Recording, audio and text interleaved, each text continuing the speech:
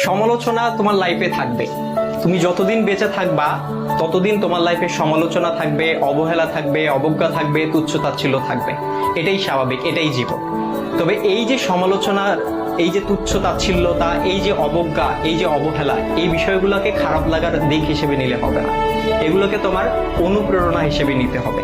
কারণ তুমি যখন এগুলোকে অনুপ্রেরণা হিসেবে নিবা, তখন এটা তোমার মধ্যে একটা জেদ তৈরি করবে।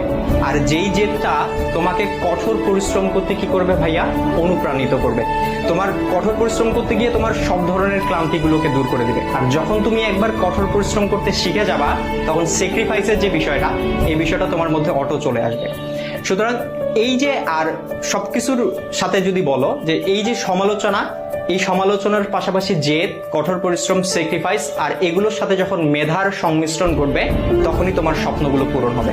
সুতরাং সমালোচনাকারীর এই যে সমালোচনা, এই যে অবজ্ঞা, এই যে অবহেলা, এই যে তুচ্ছ-তাচ্ছিল্যতা, এই বিষয়গুলোকে তোমরা কখনো খারাপ বিষয় হিসেবে